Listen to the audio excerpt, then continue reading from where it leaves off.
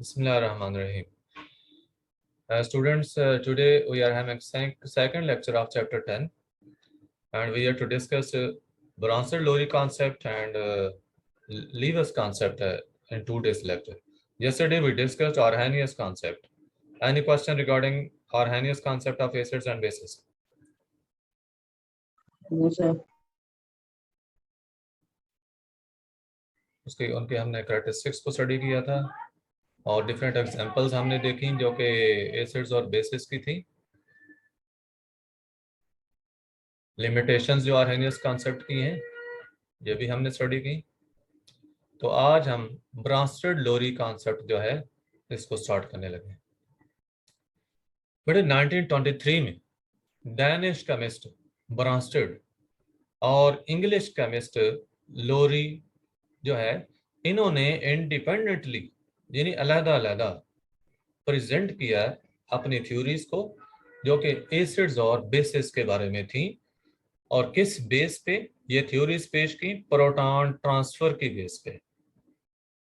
दोबारा सुन लें कि ब्रॉन्स्टेड और लोरी ने प्रोटॉन ट्रांसफर की बेस पे एसिड्स और बेसिस की थ्योरीज जो है वो प्रेजेंट की और इंडिपेंडेंटली की। ठीक है, इन्हीं के इकट्ठे मिलकर काम किया, अलग-अलग काम किया।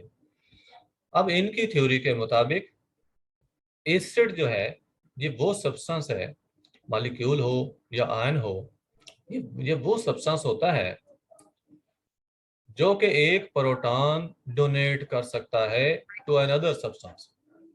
यानी ऐसा सब्सटेंस जो किसी दूसरे सब्सटेंस को एक प्रोटॉन दे सकता है वो एसिड है, और बेस वो सब्सटेंस है जो किसी दूसरे सब्सटेंस से एक प्रोटॉन एक्सेप्ट कर सकता है। अच्छा, यहाँ पे देखें H+ आयन को प्रोटॉन कहा गया। आपको मालूम है कि जो हाइड्रोजन है, हाइड्रोजन का आइसोटोप जो प्रोटियम है, इसके सेंटर में सिर्फ एक प्रोटॉन होता है और न्यूक्लियस के बाहर एक इलेक्ट्रॉन होता है। जब वो इलेक्ट्रॉन निकल जाए तो इसके ऊपर पॉजिटिव चार्ज आ जाता है। तो आप देखें इसमें दो पार्टिकल थे, एक प्रोटॉन और एक इलेक्ट्रॉन। जब इलेक्ट्रॉन निकल गया और H+ आयन बना तो H+ आयन में क्या रह गया? सिर्फ एक प्रोटॉन रह गया ना। बात की समझ आ रही है? Yes, sir. Hasan Shahzad, H+ ion को प्रोटॉन क्यों कहा?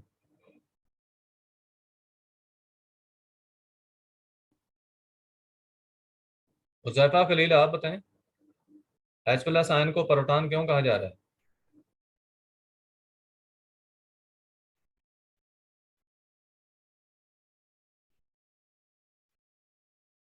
हारिस, सर क्योंकि ये प्रोटॉन डोनेट नहीं कर सकता। डोनेट नहीं कर सकता। डोनेट करता है प्रोटॉन, तो प्रोटॉन को डोनेट करता है इसलिए। और ये वो खुद अलग प्रोटॉन है, H+ आयन खुद प्रोटॉन है, और मैं ये पूछूं इसको प्रोटॉन क्यों कहा जा रहा है? तो सब बच्चे दोबारा सुन लें। हाइड्रोजन एटम के अंदर एक प्रोटॉन होता है और न्यूक्लियस के बाहर एक इलेक्ट्रॉन होता है। जब वो एक इलेक्ट्रॉन रिलीज कर दे तो H+ आयन बन जाता है। अब इस आयन के अंदर क्या रह गया? सिर्फ प्रोटॉन रह गया ना। ठीक है, इस वजह से H+ आयन को प्रोटॉन कहा जा रहा है। आप पूरी तवज्जो से जरा बैठें, आपकी तवज्जो शायद नहीं है कि जिस वजह से आप आंसर नहीं दे पा रहे। बड़े सिंपल सा क्वेश्चन था हालांकि। हारिस आप बताएंगे H+ आयन को प्रोटॉन क्यों कह रहे हैं?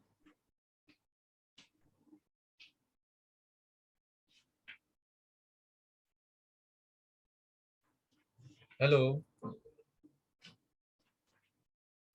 मोहम्मद फहद आप बताएं।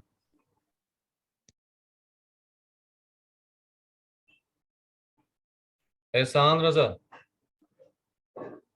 सर क्योंकि ना वो सर इससे ना जब हाइड्रोजन एक इलेक्ट्रॉन लूज करेगा तो उसके पास सिर्फ प्रोटॉन रह जाएगा, इस वजह से उसको प्रोटॉन कहते हैं। ये बड़ी सिंपल सी बात है कि हाइड्रोजन एटम तो उसने एक इलेक्ट्रॉन लूज कर दिया, उसमें पहले एक प्रोटॉन था और एक इलेक्ट्रॉन था। जब इलेक्ट्रॉन लूज कर दिया तो H+ आयन बना। अब उसमें एक प्रोटॉन रह गया है, इस वजह से H+ आयन को प्रोटॉन कहा जा रहा है। तो एसिड और बेस की डेफिनेशन दोबारा देख लें कि एसिड वो सब्सटेंस है जो किसी दूसरे सब्सटेंस को प्रोटॉन डोनेट कर सकता है, और बेस वो सब्सटेंस है जो किसी दूसरे सब्सटेंस से प्रोटॉन ले सकता है। ये इनकी डेफिनेशन है। यानी प्रोटॉन ट्रांसफर की बेस पे इन्होंने एसिड और बेस को जो है वो डिफाइन किया। अब एग्जांपल देखें, HCl हाइड्रोक्लोरिक एसिड, ये एसिड के तौर पे एक्ट करता है, जबकि अमोनिया जो है NH3 it acts as a base. हम देखते हैं कि क्या कॉन्सेप्ट्स के मुताबिक प्रोटॉन ट्रांसफर हो रहा है। HCl प्लस NH3, तो आप प्रोडक्ट साइड पे देखें तो NH4 बन गया है, NH4 प्लस। अब NH4 प्लस कैसे बन सकता है? ये अमोनिया जो है इसके अंदर एक H प्लस आयन मिलाएं तो तब NH4 प्लस बन सकता है। और ये H प्लस आयन कहाँ से आया? HCl से आया। HCl का H प्लस आयन जो है वो रिलीज हुआ है, लिहाजा HCl चूंकि प्रोटॉन दे रहा है, प्रोटॉन डोनर है, तो ये एसिड हुआ। और प्रोटॉन देने के बाद HCl ने क्या बनाया है? Cl negative. Cl negative. Ammonia जो NH3 है उसने क्या सर बनाया? हाँ जी, सही कॉन्जुगेट एसिड और कॉन्जुगेट बेस क्या है? मैं बताता हूँ, इसी की तरफ मैं आ रहा हूँ अभी। HCl ने एक प्रोटॉन डोनेट किया अमोनिया को, तो HCl हुआ एसिड। अमोनिया ने वो प्रोटॉन एक्सेप्ट किया, तो ब्रांसेल-डोई कॉन्सेप्ट के मुताबिक अमोनिया बेस हो गई। अब प्रोटॉन ट्रांसफर के बाद जो आपके पास स्पीशीज बन रही हैं वो कौन सी हैं? अमोनिया ने प्रोटॉन एक्सेप्ट करके अमोनियम आयन जो बना है, अमोनियम आयन बनाया है, तो ये कॉन्जुगेट एसिड कहला रहा है। सर कॉन्जुगेट, हाँ जी, सर ये जो रिएक्शन शो किया ये तो रिवर्स रिएक्शन है ना, इसका मतलब है कि फिर से वो दोबारा वही कुछ बन जाएगा HCl और हाँ जी, NH3। हाँ जी, ऐसे ही। और HCl ने क्लोराइड आयन बनाया है, क्लोराइड आयन को कॉन्जुगेट बेस कर रहे हैं। कॉन्जुगेट एसिड बेस पेयर बनते हैं। अब ये जो Cl नेगेटिव है, ये कॉन्जुगेट बेस किसका है? HCl का। और जो अमोनियम आयन है, ये कॉन्जुगेट एसिड है अमोनिया का।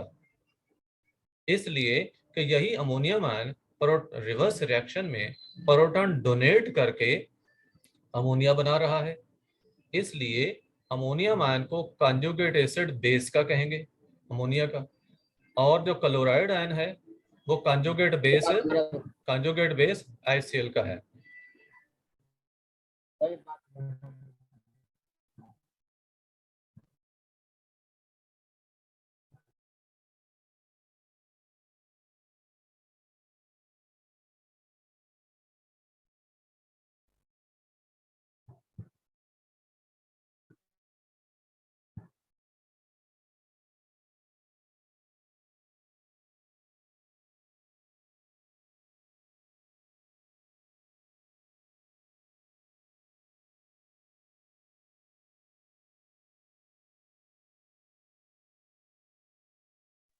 सर आपका माइक ऑफ है।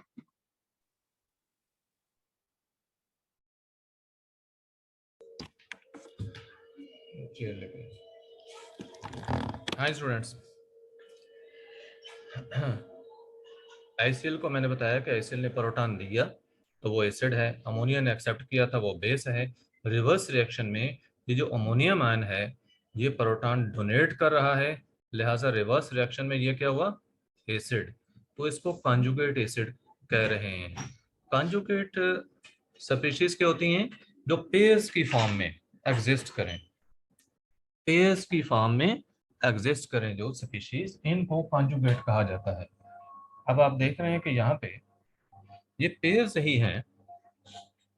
पेयर्स कौन कौन से? ये अमोनियम आयन है, उधर अमोनिया है। अमोनिया प्रोटॉन एक्सेप्ट करके अमोनियम आयन बना रहा है, और अमोनियम आयन रिवर्स रिएक्शन में प्रोटॉन डोनेट करके अमोनिया बना रहा है। ऐसे ही हो रहा है ना? इसी तरह HCl प्रोटॉन डोनेट करके क्लोराइड आयन बना रहा है, जबकि क्लोराइड आयन प्रोटॉन एक्सेप्ट करके HCl बनाता है। ठीक है, समझ आई इन चीजों की? Yes sir. हाँ जी, कॉन्जुगेट एसिड या कॉन्जुगेट बेस इनको इस वजह से कह रहे हैं क्योंकि ये मसला क्लोराइड आयन है ना, तो ये कॉन्जुगेट बेस किसका है? HCl का है, क्योंकि रिवर्स रिएक्शन में HCl को जनरेट कर रहा है और खुद पहले उसी से बना था। इसी तरह अमोनियम आयन प्रोटॉन देकर अमोनिया बना रहा है और पहले खुद उसी अमोनिया से बना था, तो इसलिए कॉन्जुगेट एसिड बेस पेयर्स हैं। सिमिलरली दूसरी एग्जांपल देखें, HCl को पानी में डाला तो हाइड्रोनियम आयन बने हैं। यहाँ भी HCl ने प्रोटॉन दिया है वाटर को, वाटर ने प्रोटॉन एक्सेप्ट किया है, तो वाटर बेस हुआ HCl एसिड। और रिवर्स रिएक्शन में H3O पॉजिटिव आयन जो कि हाइड्रोनियम आयन है, ये प्रोटॉन डोनेट कर रहे हैं, लिहाजा ये एसिड है, कॉन्जुगेट एसिड। और क्लोराइड आयन कॉन्जुगेट बेस है क्योंकि ये प्रोटॉन एक्सेप्ट करके HCl बना रहा है। बताया कि it is a reversible reaction. ये जो ऊपर देख रहे हैं ना रिएक्शन, दोनों के हैं, ये रिवर्सिबल रिएक्शंस हैं। इसी तरह एक और एग्जांपल आपको देगी एस्टिक एसिड की। ये एस्टिक एसिड जो है, इसको पानी में डालें, इसने भी ये प्रोटॉन दिया वाटर को, तो खुद इसने एसीटेट आयन बनाया जो कि कंजुगेट बेस है, और H2O से H3O पॉजिटिव आयन बना है हाइड्रोनियम आयन जो कि कंजुगेट एसिड है। कंजुगेट एसिड इसको इसलिए कह रहे हैं क्योंकि रिवर्स रिएक्शन में ये प्रोटॉन डोनेट करने की टेंडेंसी रखता है और डोनेट करके वाटर बनाता है, लिहाजा H3O पॉजिटिव आयन इस वाटर का कंजुगेट एसिड है। और एसीटेट आयन को कंजुगेट बेस कह रहे हैं क्योंकि ये एसीटेट आयन रिवर्स रिएक्शन में प्रोटॉन एक्सेप्ट करके एस्टिक एसिड बना रहा है, लिहाजा एसीटेट आयन एस्टिक एसिड की कंजुगेट बेस है। ये कंजुगेट एसिड बेस पेयर्स जो बन रहे हैं ब्रांसेस लोरी कॉन्सेप्ट के मुताबिक उनको एक्सप्लेन किया गया है। समझ आइए आपको? सर यस हाँ जी, सर। हाँ जी। सर ये लास्ट एग्जांपल दोबारा समझा देंगे। लास्ट एग्जांपल देखें बेटे, एस्टिक एसिड है CH3COOH। इसमें ये जो हाइड्रोजन है ये आयन की सूरत में यानी प्रोटॉन की सूरत में ट्रांसफर हो सकता है।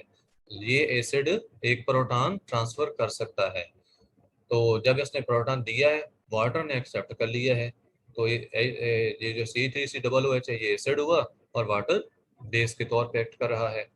अब प्रोटॉन ट्रांसफर के बाद क्या हुआ है, एस्टिक एसिड से एसीटेट आयन बना है, CH3COO नेगेटिव एसीटेट आयन है, तो ये कंजुगेट बेस है इसकी एस्टिक एसिड की। और वाटर ने प्रोटॉन एक्सेप्ट किया है तो उससे H3O पॉजिटिव आयन यानी हाइड्रोनियम आयन बना है, वो कंजुगेट एसिड वाटर का है क्योंकि रिवर्स रिएक्शन में प्रोटॉन डोनेट करके वो वाटर ही बनाता है। हाँ जी, और कोई क्वेश्चन किसी का?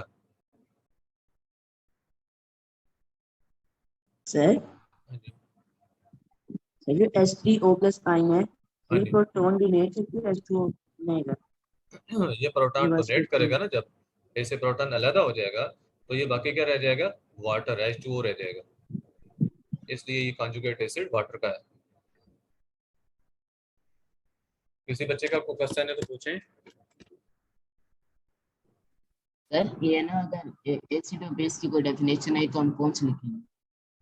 एसिड और बेस की डेफिनेशन या सर अगर आई तो कौन सी लिखेंगे?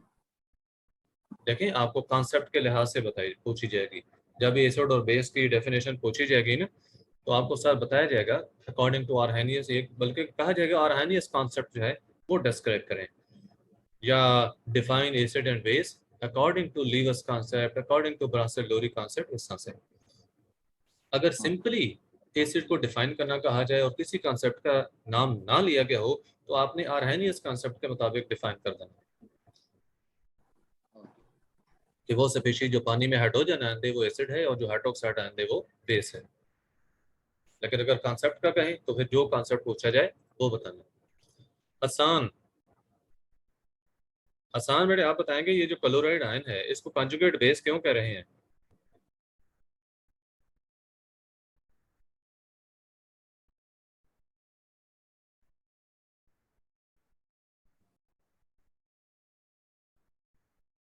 फाइक काशिफ, क्लोराइड आयन को कंजुगेट बेस क्यों कह रहे हैं?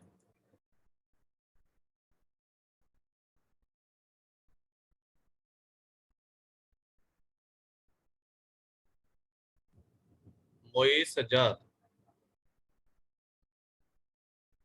मोईस सज्जाद।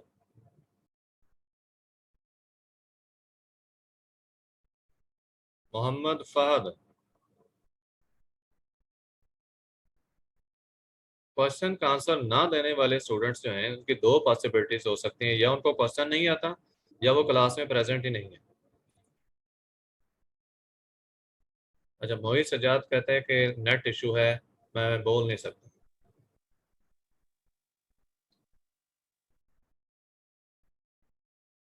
रूहान इम्तियाज, क्लोराइड आयन को कंजुगेट बेस हाँ जी क्यों सर। करें?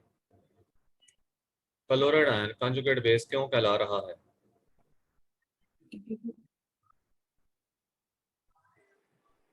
क्योंकि सर ये हाइड्रोजन आयन दे रहा है।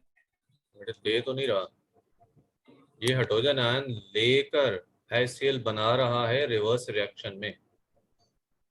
और ब्रांसेड लोरी कॉन्सेप्ट के मुताबिक जो प्रोटॉन एक्सेप्टर है वो बेस होती है, ठीक है। रिवर्स हाँ रिएक्शन जी। में क्लोराइड आयन प्रोटॉन एक्सेप्ट करके HCl बना रहा है, तो प्रोटॉन एक्सेप्ट करने की वजह से ओके इसको सर। बेस कहा जा रहा है। इसी तरह H3O पॉजिटिव आयन को कंजुगेट एसिड कहा जा रहा है, क्योंकि रिवर्स रिएक्शन में ये प्रोटॉन डोनेट कर रहा है और प्रोटॉन डोनर जो है वो एसिड होता है।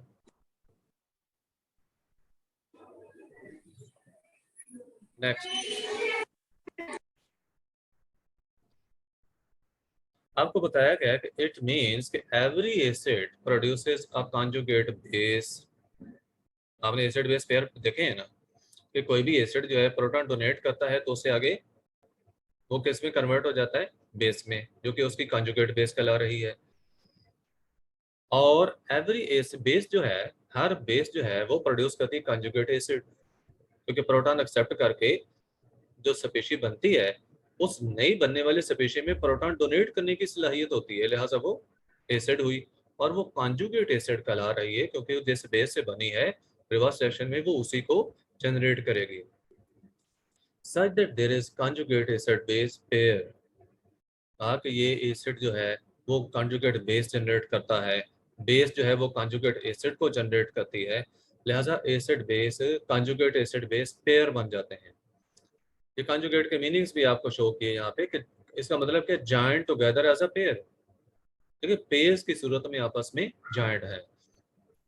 कंजुगेट एसिड सर इज आपकी आवाज नहीं आ रही। आवाज नहीं आ रही? बाकी स्टूडेंट्स को आ रही है बस? सब आज सर अभी अब आ रही ब्रेक है। हुई थी बस। आप ठीक है? No sir. यस सर, अब सही है। अच्छा, कंजुगेट एसिड जो है it's a species formed by accepting a proton by a base. Conjugate acid क्या है? ये वो स्पीशी है जो उस वक्त बनती है जब कोई बेस प्रोटॉन एक्सेप्ट कर ले, ठीक है। उन्होंने कहा कि कंजुगेट एसिड वो स्पीशी है जो उस वक्त सर बनेगी आपके जब कोई बेस प्रोटॉन एक्सेप्ट कर ले। आप इसे एग्जांपल में देखें, ये वाटर बेस है, जब इसने प्रोटॉन एक्सेप्ट किया तो HCO पॉजिटिव आयन बना, ये कंजुगेट एसिड है। तो कंजुगेट एसिड कैसे बना है? जब वाटर यानी बेस ने एक प्रोटॉन एक्सेप्ट किया है। सिमिलरली कंजुगेट बेस कैसे बनेगा? ये देखें, नेक्स्ट जो बताया गया कि ये वो स्पीशी है जो उस वक्त बनती है जब कोई एसिड प्रोटॉन डोनेट कर दे, ठीक है ना, by donating a proton by an acid, कि जब कोई एसिड प्रोटॉन डोनेट कर देता है तो कंजुगेट बेस बन जाती है। ये देखें, HCl ने प्रोटॉन डोनेट कर दिया तो इसे बना क्लोराइड आयन, वो कंजुगेट बेस है। पहले एग्जांपल में भी ये HCl ही था, और ये इस एग्जांपल में देखें एसिटिक एसिड वाली में, एसिटिक एसिड ने प्रोटॉन डोनेट कर दिया तो एसिटेट आयन बन गए जो कि कंजुगेट बेस है। तो कंजुगेट एसिड कब बन रहा है? जब कोई बेस प्रोटॉन एक्सेप्ट कर ले। और कंजुगेट बेस कब बनती है? जब कोई एसिड प्रोटॉन डोनेट कर दे। बात क्लियर है? Yes sir. पता है कि thus conjugate acid base pair differs from one another only by a single proton। Conjugate acid base pair का डिफरेंस क्या है? सिर्फ एक प्रोटॉन का डिफरेंस है। देखें जरा, इस HCl में और क्लोराइड आयन में देखें किसका डिफरेंस है? एक प्रोटॉन का डिफरेंस है। ICl में प्रोटॉन है, क्लोराइड आयन में नहीं है। और इधर से देखें H2O और H3O पॉजिटिव आयन में देखें तो क्या डिफरेंस है दोनों में? एक प्रोटॉन का डिफरेंस है। H3O पॉजिटिव जो है इसमें एक प्रोटॉन है, जबकि वो वाटर में नहीं है। तो दोनों में डिफरेंस क्या हुआ? कॉन्जुगेट एसिड बेस पेयर में किसका डिफरेंस है? तो सिंगल प्रोटॉन। सिंगल प्रोटॉन, यानी एक प्रोटॉन का डिफरेंस है। आगे आपको बताया जा रहा है कि according to Bronsted Lowry concept, an acid and a base always work together to transfer a proton। देखें, प्रोटॉन एसिड से जो ट्रांसफर होना है तो कोई आगे बेस होगी, उसको एक्सेप्ट करने वाला कोई सब्सटेंस होगा तो तब प्रोटॉन ट्रांसफर होगा। तो इसलिए कहा कि एसिड और बेस जो हैं दे ऑलवेज वर्क टुगेदर, कि वो इकट्ठे जो है वो वर्क करते हैं, अलग अलग नहीं एग्जिस्ट करेंगे। That means a substance can act as an acid, यानी प्रोटॉन डोनर के तौर पे एक्ट कर सकता है, only when another substance simultaneously behaves as a base, यानी प्रोटॉन एक्सेप्टर। कि कोई सब्सटेंस प्रोटॉन सिर्फ उस वक्त डोनेट करेगा जिस वक्त कोई दूसरा सब्सटेंस प्रोटॉन एक्सेप्ट करने वाला भी साथ मौजूद होगा, एट द सेम टाइम को एक्सेप्ट करने को भी तैयार होगा, तो तभी कोई सब्सटेंस प्रोटॉन डोनेट कर सकेगा। लिहाजा एसिड बेस जो हैं they always work together. Hence बताया कि a substance can act as an acid as well as a base depending upon the nature of the other substance। ये दूसरे सब्सटेंस की नेचर पे डिपेंड करता है कि दूसरा सब्सटेंस क्या टेंडेंसी रखता है, क्या वो प्रोटॉन एक्सेप्ट करने की टेंडेंसी रखता है या वो प्रोटॉन डोनेट करने की टेंडेंसी रखता है। इसमें कुछ ऐसे भी सब्सटेंसेस हैं जो दोनों तरह की एबिलिटी रखते हैं। फॉर एग्जांपल ये देखें, वाटर है, वाटर बेस के तौर पे एक्ट करता है जब इसका रिएक्शन HCl के साथ हो। ये पीछे भी आपने देखा, यहाँ भी देख लें कि HCl वाटर के साथ रिएक्शन कर रहा है, तो HCl प्रोटॉन डोनेट कर रहा है और वाटर एक्सेप्ट कर रहा है, तो वाटर जो है वो बेस हुई और HCl एसिड। जबकि यही वाटर जब अमोनिया के साथ रिएक्शन कर रहा है तो इस केस में वाटर ने हाइड्रोजन यानी प्रोटॉन दिया है अमोनिया को, तो वाटर प्रोटॉन डोनेट कर रहा है तो वाटर एसिड है, जबकि अमोनिया जो है वो बेस है। अब देखिए, वाटर में 2 हाइड्रोजन और 1 ऑक्सीजन थी, ये मॉलिक्यूल ब्रेक हुआ है, हाइड्रोजन आयन अलग हो गया, OH नेगेटिव आयन अलग हो गया। जो OH नेगेटिव है वो ये आपको आगे शो किया गया है, अब वो कॉन्जुगेट बेस है, और जो हाइड्रोजन आयन बना है इसका जो प्रोटॉन था वो अमोनिया के साथ मिला है और अमोनियम आयन बन गया। तो हम इस वाटर को क्या कहेंगे? एम्फोटेरिक। ऐसा सब्सटेंस जो एसिड के साथ बेस की तरह बिहेव करे और बेस के साथ एसिड की तरह बिहेव करे, उसे हम कहते हैं एम्फोटेरिक। उस सब्सटेंस को क्या कहते हैं? एम्फोटेरिक। एम्फोटेरिक कहते हैं उसे। इसके आगे एग्जांपल क्या होगी? डेफिनेशन आपके सामने। It's such a substance that can behave as an acid as well as a base is called amphoteric। तो वाटर इसमें इसकी एग्जांपल क्या होगी? वाटर की एग्जांपल एम्फोटेरिक ही है ना। आपको ये पीछे मैंने वाटर की एग्जांपल नहीं बताई। इस पहले रिएक्शन में वाटर प्रोटॉन एक्सेप्ट कर रहा है तो बेस के तौर पे एक्ट कर रहा है, जबकि दूसरी एग्जांपल में वाटर अमोनिया को प्रोटॉन डोनेट कर रहा है तो एसिड के तौर पे बिहेव कर रहा है। तो वाटर जो है वो एम्फोटेरिक सब्सटेंस हुआ। लिमिटेशंस क्या है ब्रासर-डोरी कॉन्सेप्ट ऑफ एसिड बेसिस की? जैसा हमें आर्हेनियस की देखी थी लिमिटेशंस, अब इसकी लिमिटेशंस को देखें। यहाँ पे आपने देखा है कि सर्टेन सब्सटेंसेस ऐसे हैं, उन्होंने कहा कि इट हैज बीन ऑब्जर्व्ड, कि ये देखा गया है कि कुछ सब्सटेंसेस ऐसे हैं which behave as acids though they do not have the ability to donate a proton। अब ब्रासर-डोरी कॉन्सेप्ट के मुताबिक तो प्रोटॉन डोनर एसिड है, लेकिन कुछ सब्सटेंसेस ऐसे हैं जैसे सल्फर ट्राइऑक्साइड है SO3, अब ये एसिड है लेकिन इसमें प्रोटॉन है ही नहीं, ये डोनेट कहाँ से करे? ठीक है, ये प्रोटॉन डोनेट करने की टेंडेंसी नहीं रखता लेकिन फिर भी एसिड है।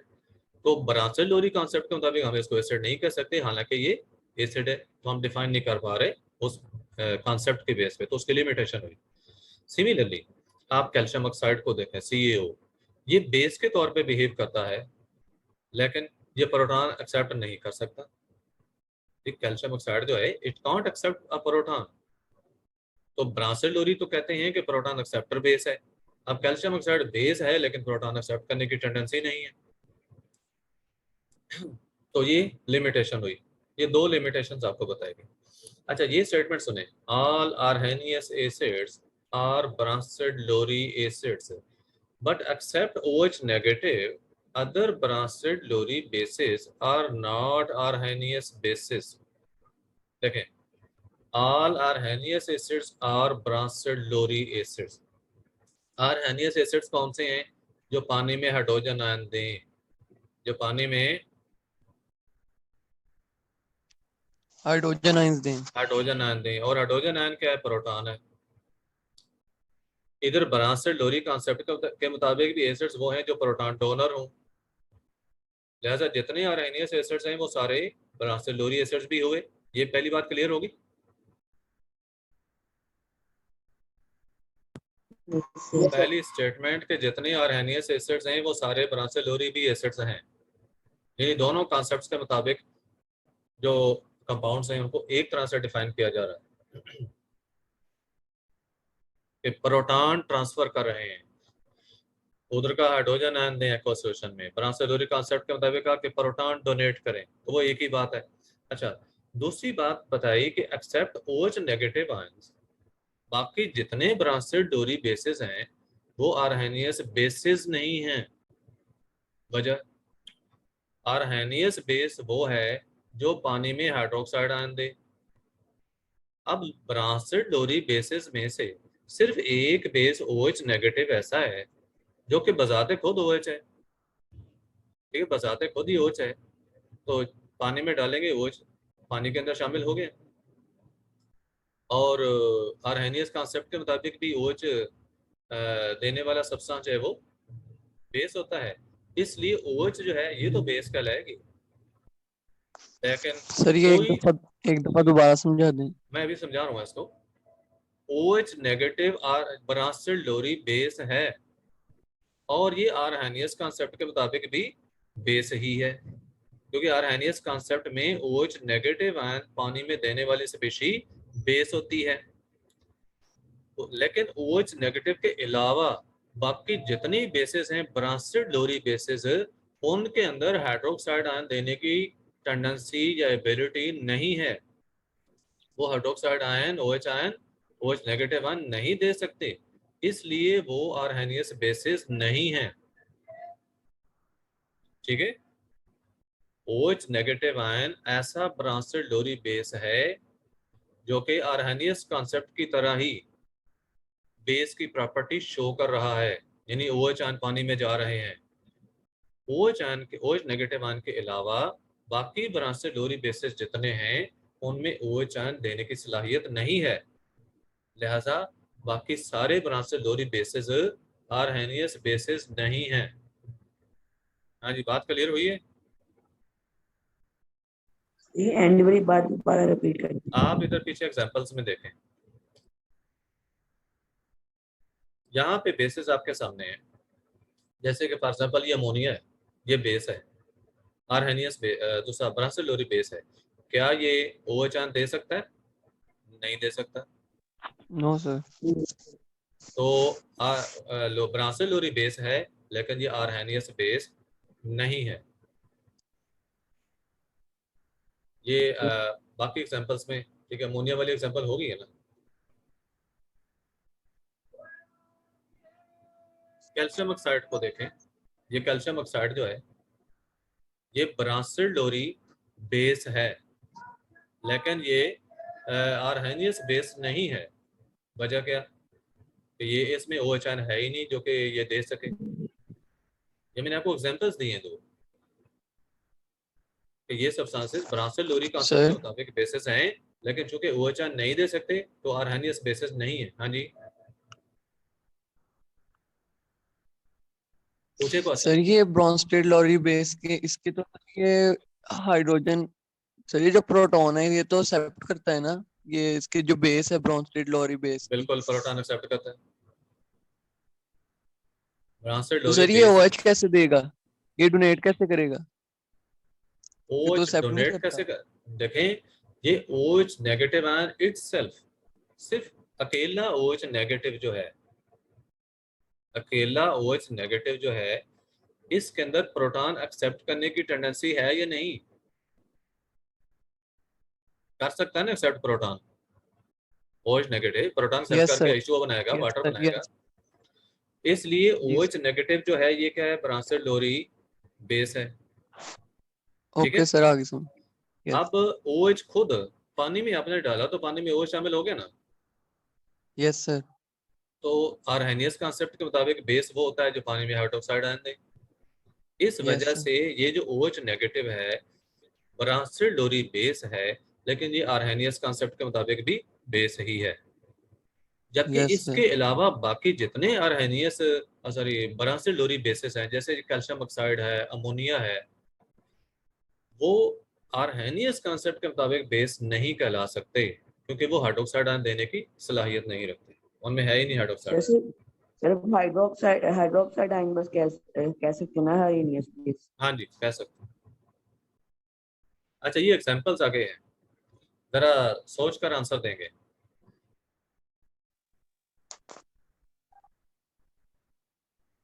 पहला है what are conjugate bases of each of the following. अच्छा, बड़ा आसान से मैं आपको तरीका समझा देता हूँ। पहले उन्होंने पूछा कंजुगेट बेस बताएं इनकी।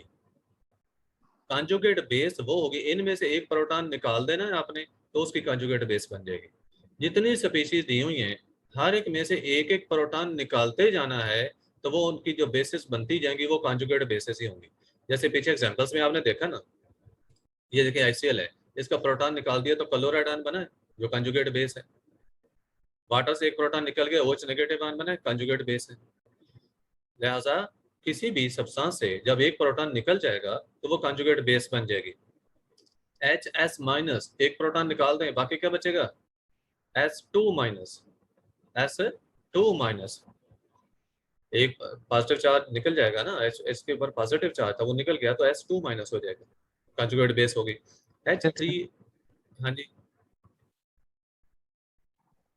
H2O H3O पॉजिटिव आयन, इसमें से एक प्रोटॉन निकाल दें, बाकी क्या बचेगा, H2O H2O वो कंजुगेट बेस। H2PO4 नेगेटिव एक प्रोटॉन निकाल दें, बाकी क्या बचेगा, HPO4 HPO4 2 माइनस, इधर चार्ज भी माइनस का बढ़ाएंगे एक, HPO4 2 माइनस क्योंकि H प्लस आयन निकल गया ना। अच्छा, HSO4 माइनस एक प्रोटॉन निकाल दें, बाकी क्या बचेगा, SO4 minus SO4 2 minus, HF में से प्रोटॉन निकाल दें, बाकी क्या बचेगा, F2 F minus sir, F only, negative, F negative. CH3COOH proton निकाल दें, बाकी क्या बचेगा, CH3COO नेगेटिव। CH3COO नेगेटिव वो कंजुगेट बेस होगी। अच्छा, ये लास्ट जो एग्जांपल है इसको तवज्जो से समझना है आपने, ये बाकियों से थोड़ी सी मुश्किल है। देखिए, एल्यूमिनियम के साथ 6 मॉलिक्यूल पानी के मिले हुए हैं, इसमें से प्रोटॉन जो निकलेगा वो कैसे निकालना है आपने, 6 पानी के मॉलिक्यूल्स में से एक मॉलिक्यूल पानी का आप अलहदा करें, और उसमें से ये देखें एक वाटर का जो मॉलिक्यूल है इसको मैंने अलहदा किया है, और इसने आगे बनाना क्या है, एक H प्लस आयन, और इसके साथ एक OH नेगेटिव आयन बना। ठीक है, इस वाटर के एक मॉलिक्यूल ने क्या किया, एक H प्लस आयन बनाया है, एक OH नेगेटिव आयन। अब ये जो H प्लस है ये निकल जाएगा। ठीक है, H प्लस आयन जब निकल जाएगा तो इसके अंदर क्या रहेगा, OH negative sir ion. OH negative. अब OH नेगेटिव आयन को हमने शो कैसे करना है वो देख लें। ये देखें, Al ऐसे ही ऐसा ही लिखेंगे, उसके बाद ब्रैकेट के अंदर पानी के कितने मॉलिक्यूल होंगे, सर 5। 5, क्योंकि एक मॉलिक्यूल हमने अलग कर लिया हुआ है। यहाँ ब्रैकेट के बाहर हम लिखेंगे 5, और वो जो OH है नेगेटिव है उसको यहाँ पे 7 लिख देना है, नेगेटिव साइन ऊपर नहीं डालनी। और आप ये बताएंगे कि इसके ऊपर जो ओवरऑल चार्ज है वो क्या आएगा, सर 2+। 2+ है। ये 2+ क्यों आया? सर एक OH नेगेटिव की वजह से माइनस हो गया। हाँ, OH नेगेटिव की वजह से एक पॉजिटिव कैंसिल हो गया। तो ये जो स्पेशी आपके सामने इस वक्त है ये बनेगी और ये कॉन्जुगेट बेस है, कॉन्जुगेट बेस है। हाँ जी, समझ आ गई इसकी? Yes sir. ओके, नेक्स्ट देखें। Give the conjugate acids of the आ गई फॉलोइंग। है sir.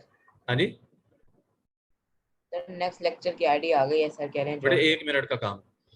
Give conjugate acids of the following. पहले देखें बेस कैसे बनी थी, प्रोटॉन निकाल कर। अब कॉन्जुगेट एसिड कैसे बनाना है हमने, प्रोटॉन एक्सेप्ट कराकर, यानी प्रोटॉन इसमें ऐड करवाना है हम। तो OH नेगेटिव आयन में जब प्रोटॉन ऐड हो गया तो क्या बनेगा, H2O। H2O वाटर बन जाएगा। HCO3 नेगेटिव में प्रोटॉन ऐड हुआ तो क्या बना, H2CO3। H2CO3। H2CO। HPO4 2 negative में प्रोटॉन ऐड हुआ तो H2PO4 H2PO4। H2PO4 माइनस, यानी 1 माइनस माइनस रह जाएगा ओनली। CH3NH2 प्रोटॉन ऐड हुआ तो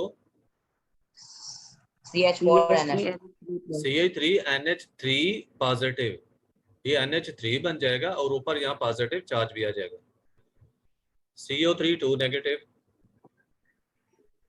sir HCO3। HCO3 negative. HCO3 negative, 1 नहीं Negative। नेगेटिव रह जाएगा। HCO3 negative. CH3COOH में प्रोटॉन आया तो CH4 नो CH4 नहीं होगा, CH4 नहीं करना, CH3COOH2 और ऊपर पॉजिटिव। ठीक है, इस पॉजिटिव। H के साथ H मिलाना है और ऊपर पॉजिटिव साइन डाल देनी है। लास्ट पार्ट जो है उन्होंने कहा है कि which of the following behave both as Bronsted acids and Bronsted bases, कि जो ब्रांचेड एसिड के तौर पे भी बिहेव करे और ब्रांचेड बेस के तौर पे भी, यानी एम्फोटेरिक है।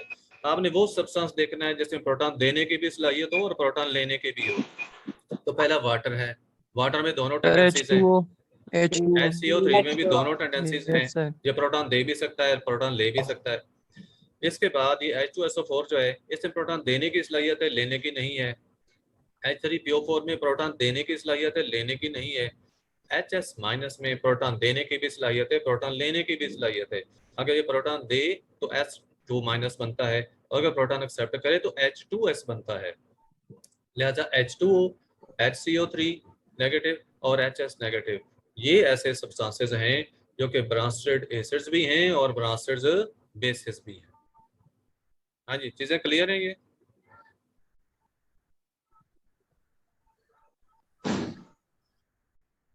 यस ये सर। कॉन्सेप्ट आपका कंप्लीट हुआ। कल हम लीवर्स कॉन्सेप्ट जो है वो डिस्कस करेंगे और यहाँ तक आपने ये सारी चीजें रिवाइज कर लेनी है, बुक से याद कर लेनी है। मंडे को मैं क्वेश्चन पूछूंगा और किसी का कोई क्वेश्चन हो तो वो पूछ भी सकते हैं। ओके, अल्लाह हाफिज।